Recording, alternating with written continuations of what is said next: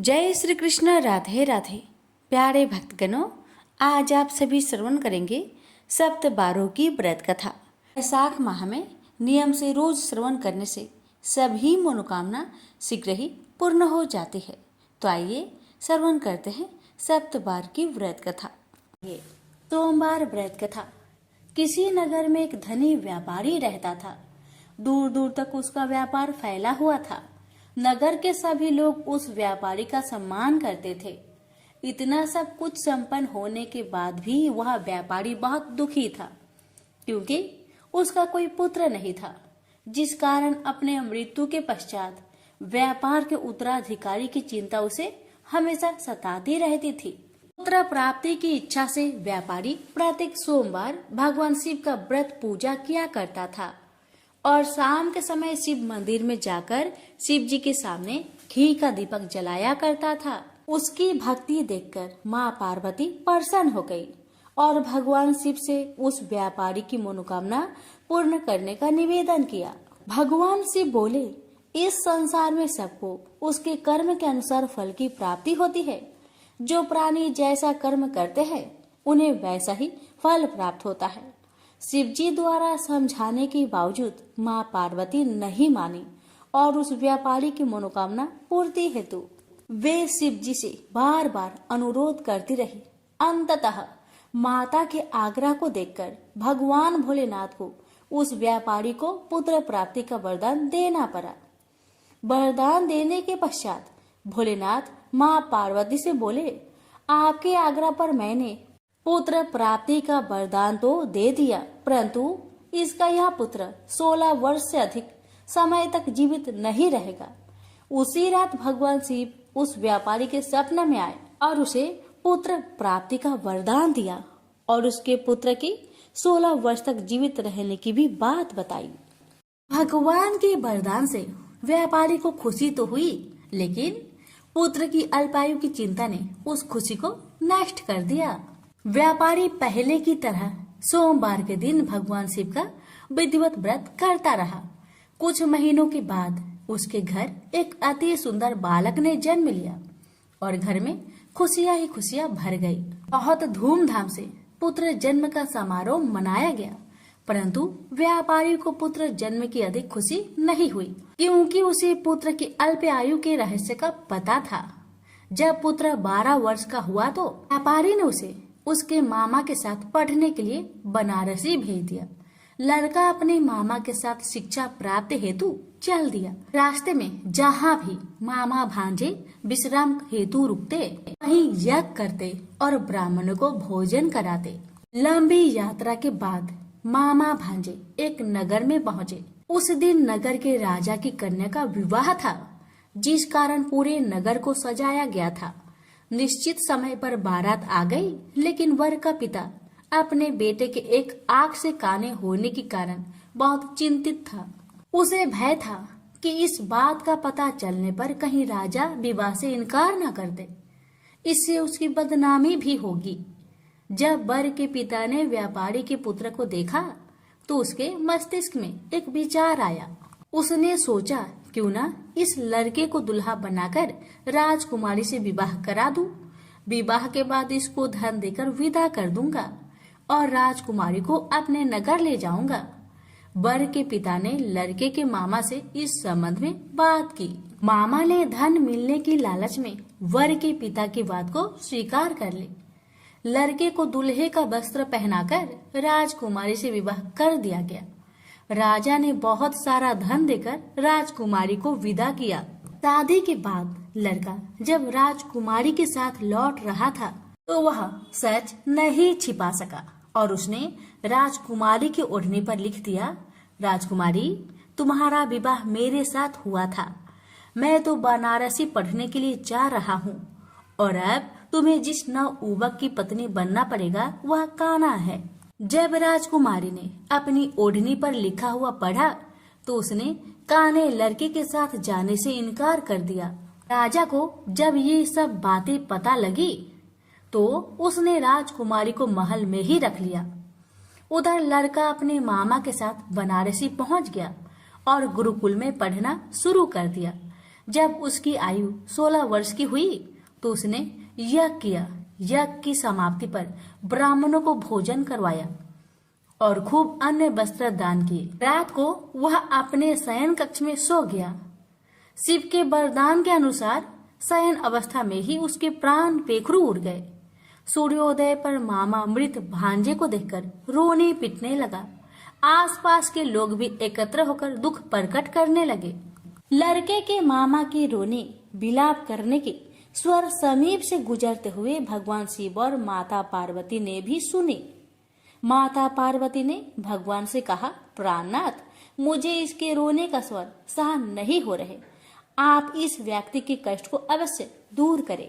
भगवान शिव ने माता पार्वती के साथ अदृश्य रूप में समीप जाकर देखा तो भोलेनाथ माता पार्वती से बोले, यह तो उसी व्यापारी का पुत्र है जिसे मैंने 16 वर्ष की आयु का वरदान दिया था।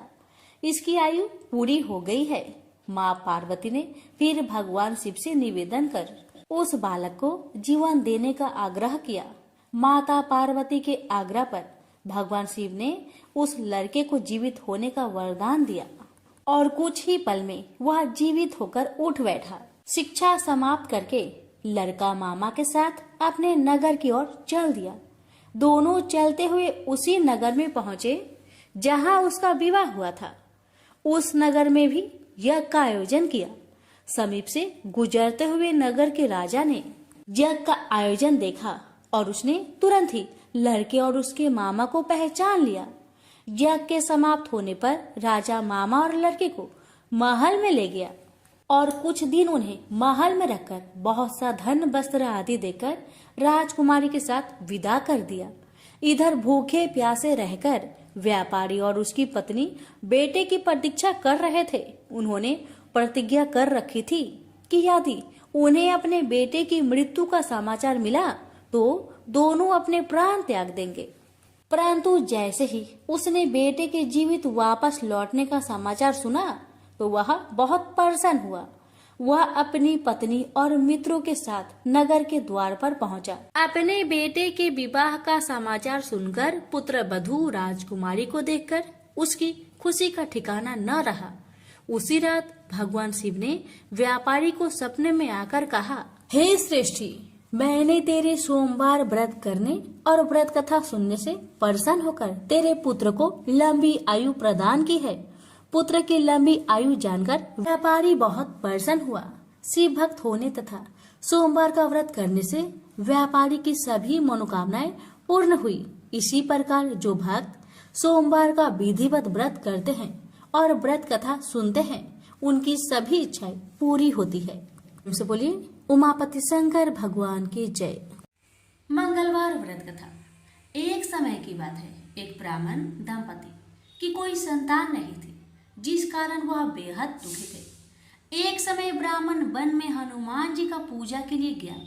वहां उसने पूजा के साथ महावीर जी से एक पुत्र की कामना की। घर पर उसकी स्त्री भी पुत्र प्राप्ति के लिए मंगलवार का व्रत करती थी। वह मंगलवार के दिन व्रत के अंत में हनुमान जी को भोग लगाकर ही भोजन करती थी। एक बार व्रत के दिन ब्राह्मणी न भोजन बना पाई और न ही हनुमान जी को भोग लगा सकी। उसने प्रण किया कि वह अगले मंगलवार को ही हनुमान जी को भोग लगाकर ही भोजन करेगी। वह भूखी प्यासी 6 दिन तक पड़ी रही। मंगलवार के दिन वह बेहोश हो गई। हनुमान जी उसकी निष्ठा और लगन को देखकर प्रसन्न हुए। उन्होंने आशीर्वाद स्वरूप ब्राह्मणी को एक पुत्र दिया और कहा कि यह तुम्हारी बहुत सेवा करेगा। बालक को पाकर ब्राह्मणी अति प्रसन्न हुई। उसने बालक का नाम मंगल रखा। कुछ समय उपरांत जब ब्राह्मण घर आया तो बालक को देखकर पूछा कि वह कौन है। पत्नी बोली कि मंगलवार व्रत से प्रसन्न होकर हनुमान जी ने उसे यह बालक दिया है। ब्राह्मण को अपनी पत्नी की बात पर विश्वास नहीं हुआ। एक दिन मौका देख ब्राह्मण ने बालक को कुएं में गिरा दिया। घर पर लौटने पर ब्राह्मणी ने पूछा कि मंगल कहाँ है। तभी पीछे से मंगल मुस्कुराकर घर आ गया। उसे वापस देखकर ब्राह्मण आश्चर्यचकित रह गया। रात को हनुमान जी ने उसे सपने में दर्शन दिए और बताया कि यह पुत्र उसे उन्होंने ही दिया है। ब्राह्मण सत्य जानकर बहुत खुश हुआ। इसके बाद ब्राह्मण दंपति प्रत्येक मंगलवार को व्रत रखने लगे। जो मनुष्य मंगलवार व्रत कथा को पढ़ता या सुनाता है और नियम से व्रत रखता है, उसे हनुमान जी की कृपा से सब कष्ट दूर होकर सर्व सुख प्राप्त होता है और हनुमान जी की दया के पात्र बनते हैं। प्रेम से बोलिए पवन पुत्र हनुमान की जय। बुधवार व्रत कथा। एक समय की बात है, एक व्यक्ति का विवाह हुई। कई वर्ष बीत गए। विवाह के बाद उसकी पत्नी एक बार अपने मायके गई हुई थी। पत्नी के मायके में रहने के कई दिनों बाद उसका पति अपनी पत्नी को विदा करवाने के लिए ससुराल पहुंचा।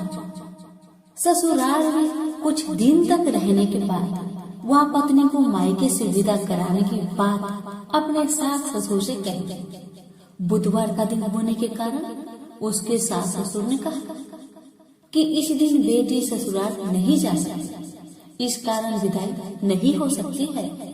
लेकिन वह व्यक्ति नहीं माना और अपनी पत्नी को मायके से विदा कराकर अपने घर की तरफ चल दिया। रास्ते में जाते वक्त पत्नी को बहुत तेज प्यास लगी। तब पानी की तलाश में इधर उधर भटकने लगा। काफी देर के बाद जब वह पानी लेकर वापस लौटा तो उसने देखा कि पत्नी के पास उसी के वेशभूषा में कोई अन्य व्यक्ति पत्नी के संग बैठकर बातें करता हुआ दिखाई दिया। दोनों व्यक्ति आपस में लड़ने लगे। पहले व्यक्ति ने गुस्से में दूसरे व्यक्ति से पूछना लगा कि वह कौन और क्यों उसकी पत्नी के साथ बैठकर बातें कर रहा है। फिर आपस में लड़ने लगे। दूसरे व्यक्ति ने कहा, यह मेरी पत्नी है। दोनों के बीच भयानक लड़ाई होने लगी। तब वहां पर कुछ सिपाही आ गए और स्त्री से उसके असली पति के बारे में पूछने लगे।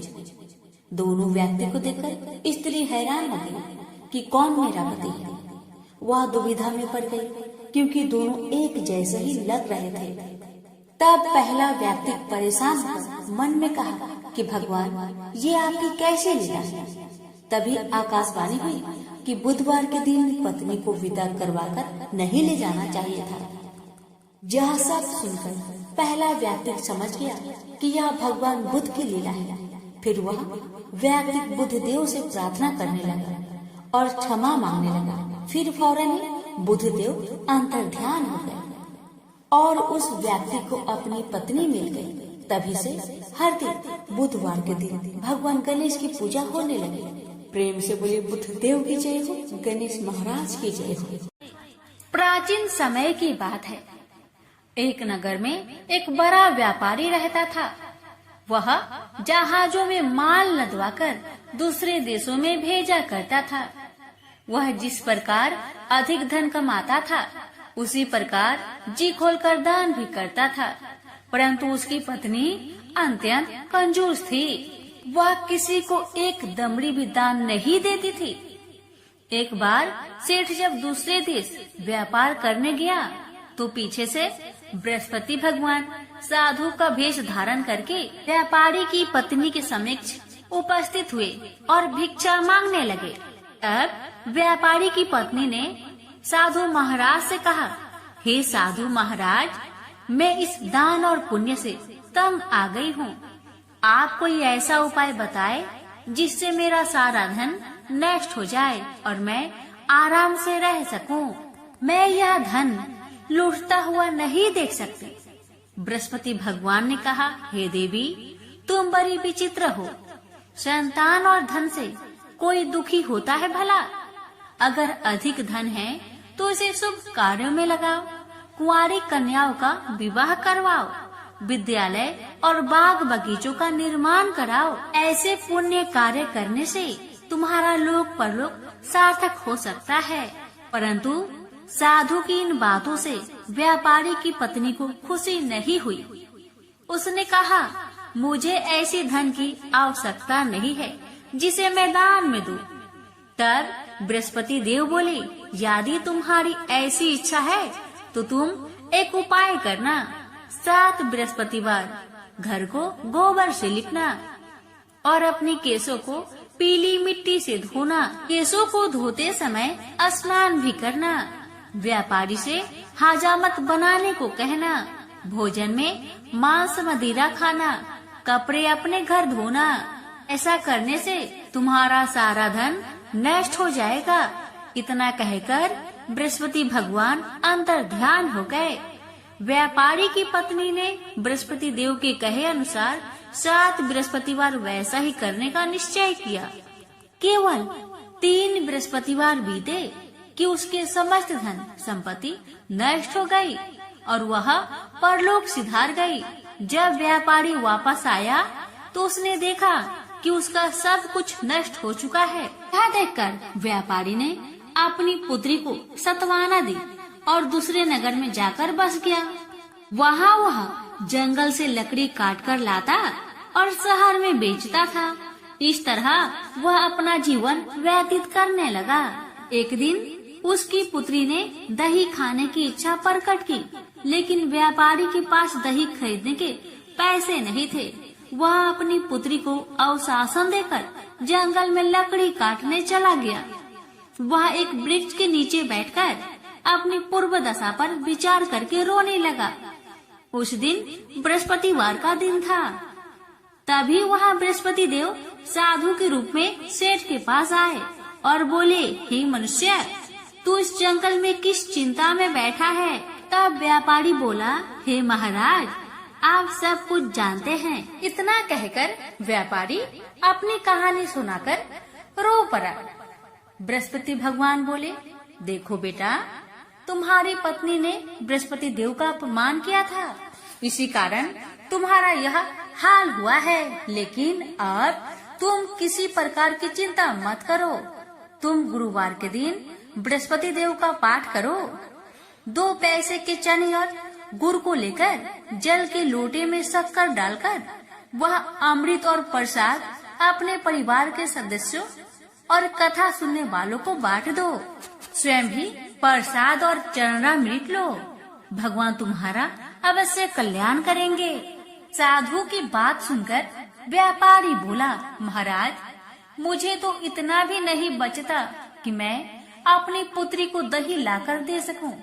इस पर साधु महाराज जी बोले, तुम लकड़ियां शहर में बेचने जाना।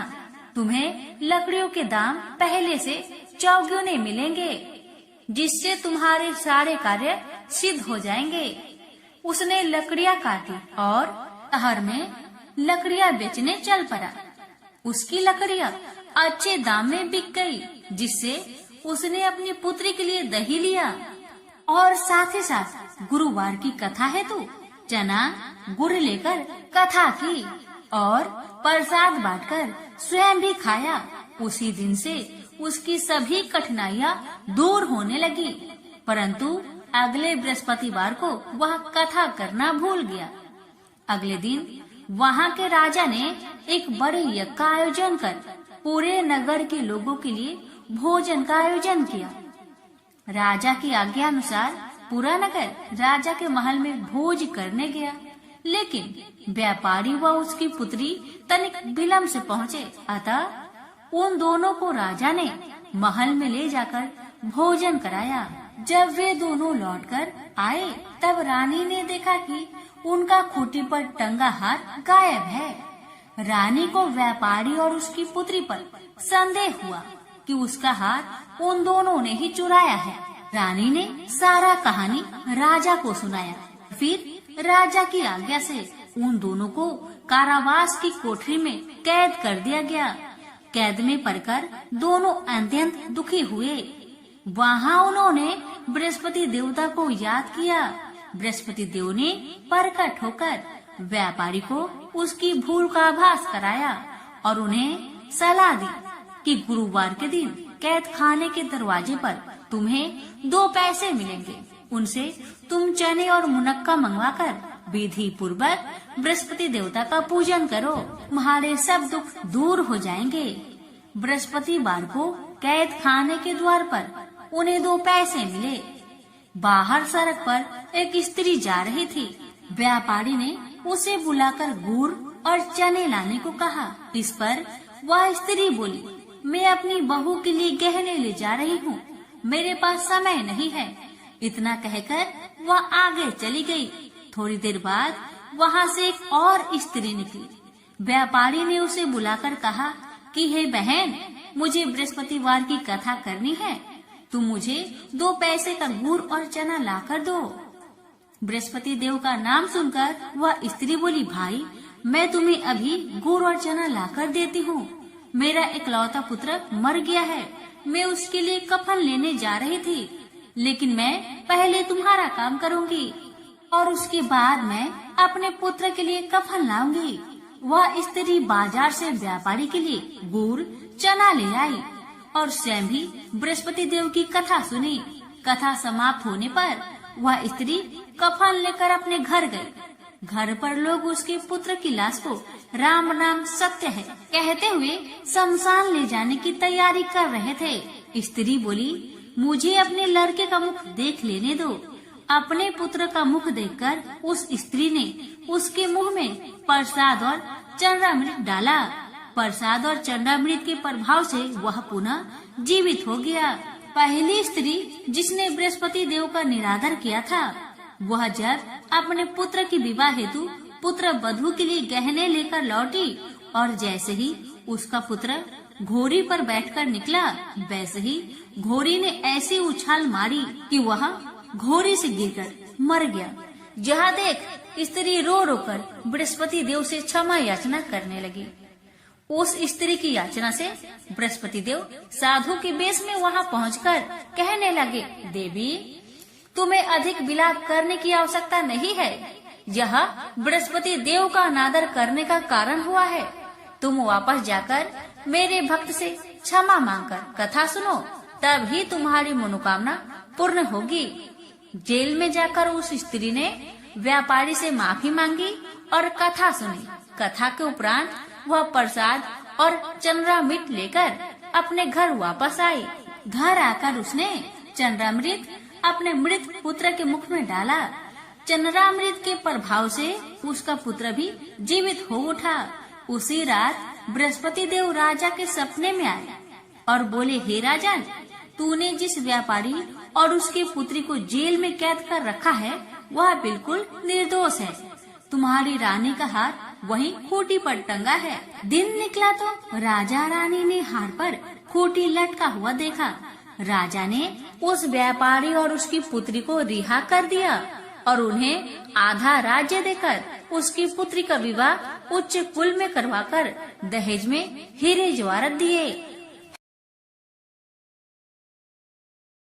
शुक्रवार संतोषी माता की व्रत कथा। माना जाता है कि यह कथा पढ़े बिना संतोषी माता का व्रत अधूरा होता है। संतोषी माता व्रत की पौराणिक कथा के अनुसार एक बुढ़िया थी, उसका एक ही पुत्र था। बुढ़िया पुत्र के विवाह के बाद बहू से घर के सारे काम करवाती, परंतु उसे ठीक से खाना नहीं देती थी। यह सब लड़का देखता पर माँ से कुछ भी नहीं कह पाता। बहू दिन भर काम में लगी रहती, उपले थापती, रोटी रसोई करती, बर्तन साफ करती, कपड़े धोती और इसी में उसका सारा समय बीत जाता। काफी सोच विचार कर एक दिन लड़का माँ से बोला, माँ मैं परदेश जा रहा हूँ। माँ को बेटे की बात पसंद आ गई तथा उसे जाने की आज्ञा दे दी। इसके बाद वह अपनी पत्नी के पास जाकर बोला, मैं परदेश जा रहा हूँ, आपने कुछ निशानी दे दो। बहू बोली, मेरे पास तो निशानी देने योग्य कुछ भी नहीं है। यह कहकर वह पति के चरणों में गिरकर रोने लगी। इससे पति के जूते पर गोबर से सने हाथों से छाप बन गई। पुत्र के जाने के बाद सास के अत्याचार बढ़ते गए। एक दिन बहू दुखी हो मंदिर चली गई। वहां उसने देखा कि बहुत सी स्त्रियां पूजा कर रही थी। उसने स्त्रियों से व्रत के बारे में जानकारी ली तो वे बोली कि हम संतोषी माता का व्रत कर रहे हैं, इससे सभी प्रकार के कष्टों का नाश होता है। स्त्रियों ने बताया, शुक्रवार को नहा धोकर एक लोटे में शुद्ध जल ले, गुड़ चने का प्रसाद लेना तथा सच्चे मन से माँ का पूजन करना चाहिए। खटाई भूल कर भी मत खाना और ना ही किसी को देना। एक वक्त भोजन करना। व्रत विधान सुनकर अब वह प्रति शुक्रवार को संयम से व्रत करने लगी। माता की कृपा से कुछ दिनों के बाद पति का पत्र आया। कुछ दिनों के बाद पैसा भी आ गया। उसने प्रसन्न मन से फिर व्रत किया तथा मंदिर में जा अन्य स्त्रियों से बोली, संतोषी माँ की कृपा से हमें पति का पत्र तथा रुपया आया है। अन्य सभी स्त्रियां भी श्रद्धा से व्रत करने लगी। बहू ने कहा, हे माँ, जब मेरा पति घर आ जाएगा तो मैं तुम्हारे व्रत का उद्यापन करूंगी। अब एक रात संतोषी माँ ने उसके पति को स्वप्न दिया और कहा कि तुम अपने घर क्यों नहीं जाते? तो वह कहने लगा, सेठ का सारा सामान अभी बिका नहीं है, रुपया भी अभी नहीं आया है। उसने सेठ को सपने की सारी बात कही तथा घर जाने की इजाजत मांगी, पर सेठ ने इनकार कर दिया। माँ की कृपा से कई व्यापारी आए, सोना चांदी तथा अन्य सामान खरीदकर ले गए। कर्जदार भी रुपए लौटा गए। अब तो साहूकार ने उसे घर जाने की इजाजत दे दी। घर आकर पुत्र ने अपनी माँ व पत्नी को बहुत सारे रुपए दिए। पत्नी ने कहा कि मुझे संतोषी माता के व्रत की उद्यापन करना है। उसने सभी को न्योता दे उद्यापन की सारी तैयारी की। पड़ोस की एक स्त्री उसे सुखी देख ईर्ष्या करने लगी थी। उसने अपने बच्चों को सिखा दिया कि तुम भोजन के समय खटाई जरूर मांगना। उद्यापन के समय खाना खाते खाते बच्चे खटाई के लिए मचल उठे तो बहू ने पैसा देकर उन्हें बहलाया। बच्चे दुकान से उन पैसों की इमली खटाई खरीदकर खाने लगे तो बहू पर माता ने कोप किया। राजा के दूत उसके पति को पकड़कर ले जाने लगे तो किसी ने बताया कि उद्यापन में बच्चे ने पैसों की इमली खटाई खाई है। तो बहू ने पुनः व्रत के उद्यापन का संकल्प किया। संकल्प के बाद वह मंदिर से निकली तो राह में पति आता दिखाई दिया। पति बोला, इतना धन जो कमाया है उसका कर राजा ने मांगा था। अगले शुक्रवार के उसने फिर विधिवत व्रत का उद्यापन किया। इससे संतोषी माँ प्रसन्न हुई। 9 माह बाद चांद सा सुंदर पुत्र हुआ। अब सास बहू तथा बेटा माँ की कृपा से आनंद से रहने लगे। प्रेम से बोलिए संतोषी माँ की जय। एक ब्राह्मण को सपने में नीली घोड़ी पर नीले कपड़े पहने एक आदमी दिखाई देता है और कहता है, हे ब्राह्मण देवता, मैं तेरे लगूंगा। ब्राह्मण घबरा कर उठ गया।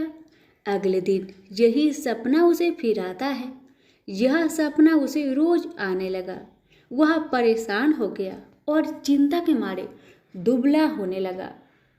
उसकी पत्नी ने कारण पूछा तो उसने सपने के बारे में बताया। ब्राह्मणी बोली, वे अवश्य ही शनि महाराज होंगे। अब की पर देखे तो कहना लग जाओ, पर 1.25 पहर से ज्यादा मत लगना। उस दिन सपना आने पर ब्राह्मण ने कहा, लग जाओ, पर कितने समय के लिए लगोगे? शनि जी बोले, 7.5 वर्ष का लगूंगा। ब्राह्मण ने कहा, क्षमा करे शनि जी, इतना भारी तो मुझसे झेला नहीं जाएगा। तब शनि जी बोले, तो 5 वर्ष का लग जाऊंगा। ब्राह्मण बोला, यह भी मेरे लिए ज्यादा है। शनि जी बोले, 2.5 साल का लग जाओ। ब्राह्मण ने मना किया तो शनि जी कहने लगे, 1.25 पहर का तो लगूंगा ही। इतना तो कोढ़ी कलंगी भिखारी के भी लग जाता हूँ। तब ब्राह्मण ने कहा, ठीक है। ब्राह्मण को 1.25 पहर की शनि की दशा लग गई। ब्राह्मण ने नींद से जाकर ब्राह्मणी से कहा, मेरी 1.25 पहर शनि की दशा लग गई है, इसलिए मैं जंगल में जाकर यह समय बिताऊंगा। मेरे लिए खाने पीने का सामान बांध दे। मेरे पीछे से किसी से लड़ाई झगड़ा ना हो, इसका ध्यान रखना। ज्यादातर घर में ही रहना। बच्चों का भी ध्यान रखना। इस 1.25 पहर के समय में कोई गाली भी दे तो चुपचाप सुन लेना, बहस मत करना। यह सब समझाकर ब्राह्मण जंगल में चला गया। जंगल में ब्राह्मण एक पीपल के पेड़ के नीचे बैठ गया और हनुमान जी का पाठ करने लगा। एक पहर बीत गया। ब्राह्मण ने सोचा बाकी बचा समय रास्ते में बीत जाएगा, इसलिए वहां से चल दिया। रास्ते में एक बाड़ी में मतीरे लगे देखे। माली से एक मतीरा खरीदा, पोटली में बांधा और आगे बढ़ा। आगे एक आदमी मिला जो असल में शनिदेव थे। ब्राह्मण से पूछा पोटली में क्या है? उसने कहा मतीरा है। शनिदेव बोले दिखाओ। ब्राह्मण ने पोटली खोली। उसमें राजकुमार का कटा हुआ खून से लथपथ सिर। शनिदेव ब्राह्मण को राजा के पास ले गए और कहा कि इस ब्राह्मण ने राजकुमार की हत्या कर दी है। इसके पास पोटली में राजकुमार का सिर है। राजा ने कहा मैं यह नहीं देख सकता, इस ब्राह्मण को सूली पर चढ़ा दो। राजा के यहाँ हाहाकार मच गया। ब्राह्मण को सूली पर चढ़ाने से पहले पूछा गया कि उसकी कोई आखिरी इच्छा हो तो बताए। ब्राह्मण ने सोचा किसी तरह 1.25 पहर पूरा करना होगा। उसने कहा वह रोज बालाजी की कथा सुनता है। मरने से पहले अंतिम बार बालाजी की कथा सुनना चाहता हूँ। ब्राह्मण को कथा सुनाने का प्रबंध किया गया। कथा कहते कहते 1.25 पहर पूरा हो गया। शनि की दशा टलते ही राजकुमार शिकार खेर कर लौटता हुआ दिखाई दिया। राजकुमार को आता देख राजा बहुत खुश हुआ, लेकिन उसे निर्दोष ब्राह्मण की हत्या का दोष लगने का डर सताने लगा। उसने तुरंत घुड़सवार सैनिकों को ब्राह्मण को आदर सहित ले आने के लिए भेजा। ब्राह्मण राज दरबार में आया तो राजा ने क्षमा मांगी और पोटली दिखाने के लिए कहा। पोटली खोली तो उसमें मतीरा था। राजा ने इन सब के बारे में पूछा तो ब्राह्मण ने बताया मुझे 1.25 पहर की शनिचर की दशा लगी थी, इस कारण यह सब तमाशा हुआ। राजा ने पूछा यह दशा कैसे टलती है?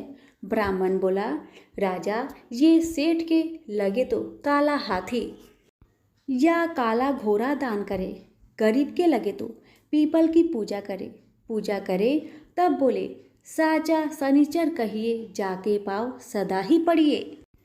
शनि की कहानी सुने, तिल का तेल और काला उड़द दान करे, काले कुत्ते को तेल से चूपर कर रोटी खिलाए तो शनिचर की दशा उतर जाती है।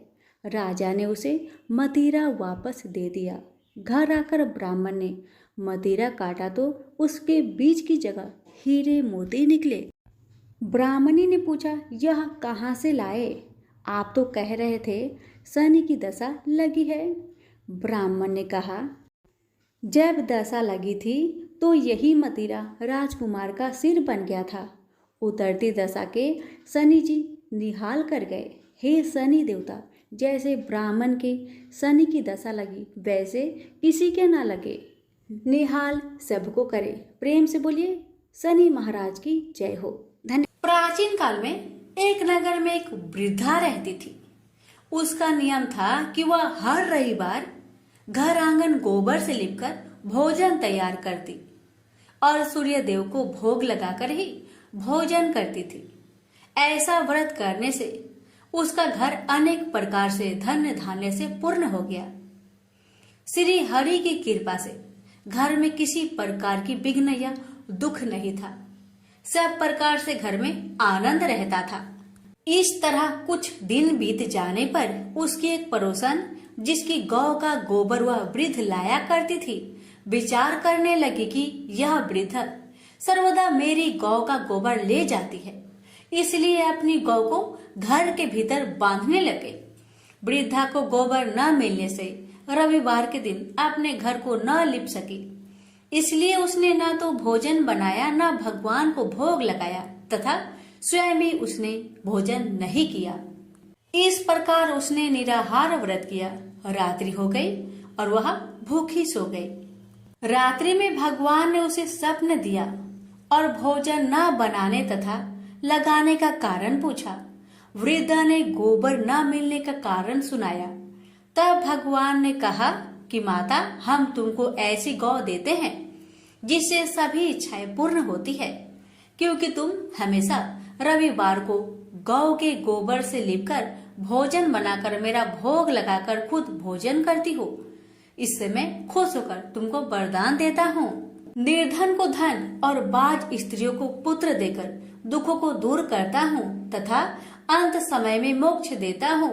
सपने में ऐसा वरदान देकर भगवान तो अंतर ध्यान हो गए और वृद्धा की आँख खुली तो वह देखती है कि आंगन में एक अति सुंदर गौ और बछड़ा बंधे हुए हैं। वह गाय और बछड़े को देखकर अति प्रसन्न हुई और उसको घर के बाहर बांध दिया और वही खाने को चारा डाल दिया। जब उसकी पड़ोसन वृद्धा ने घर के बाहर एक अति सुंदर गौ और बछड़े को देखा तो देश के कारण उसका हृदय जल उठा और उसने देखा कि गाय ने सोने का गोबर किया है, तो वह उस गाय का गोबर ले गई और अपनी गाय का गोबर उसकी जगह रख गई। वह नित्य प्रति ऐसा ही करती रही और सीधी साधी वृद्धा को इसकी खबर नहीं होने दी। तब सर्वव्यापी ईश्वर ने सोचा कि चालाक पड़ोसन के कर्म से वृद्धा ठगी जा रही है, तो ईश्वर ने संध्या के समय अपनी माया से बड़े जोर की आंधी चला दी। वृद्धा ने आंधी के भय से अपनी गौ को भीतर बांध लिया। प्रातःकाल जब वृद्धा ने देखा कि गौ ने सोने का गोबर दिया तो उसके आश्चर्य की सीमा न रही और वह प्रतिदिन गौ को घर के भीतर ही बांधने लगी। उधर पड़ोसन ने देखा कि बुढ़िया गौ को घर के भीतर बांधने लगी है और उसका सोने का गोबर उठाने का दांव नहीं चलता, तो वह ईर्ष्या और डाह से जल उठी और कुछ उपाय न देखकर पड़ोसन ने उस देश के राजा की सभा में जाकर कहा, महाराज, मेरे पड़ोस में एक वृद्धा के पास ऐसा गौ है जो आप जैसे राजा के ही योग है। वह नित्य सोने का गोबर देती है। आप उस सोने से प्रजा का पालन करिए। वह वृद्धा इतने सोने का क्या करेगी? राजा ने यह बात सुनकर अपने दूतों को वृद्धा के घर से गौ लाने की आज्ञा दी।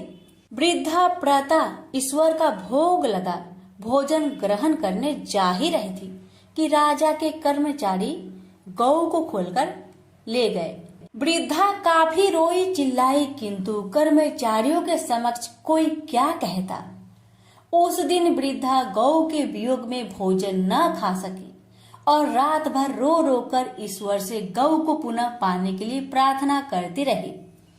उधर राजा गौ को देखकर बहुत प्रसन्न हुआ, लेकिन सुबह जैसे ही वह उठा, सारा महल गोबर से भरा दिखाई देने लगा। राजा यह देख घबरा गया। भगवान ने रात्रि में राजा को सपने में कहा कि हे राजा, गाय वृद्धा को लौटाने में तेरा भला है। उसके रविवार के व्रत से प्रसन्न होकर मैंने उसे गाय दी थी। प्रातः होते ही राजा ने वृद्धा को बुलवाकर बहुत से धन के साथ सम्मान सहित गौ बछड़ा लौटा दिया। उसकी पड़ोसिन को बुलाकर उचित दंड दिया। इतना करने के बाद राजा के महल से गंदगी दूर हो गई। उसी दिन से राजा ने नगरवासियों को आदेश दिया कि राज्य की तथा अपनी समस्त मनोकामनाओं की पूर्ति के लिए रविवार का व्रत रखा करो। व्रत करने से नगर के लोग सुखी जीवन व्यतीत करने लगे। कोई भी बीमार तथा प्रकृति का प्रकोप उस नगर पर नहीं होता था। सारी प्रजा सुख से रहने लगे। प्रेम से बोलिए सूर्य नारायण की जय।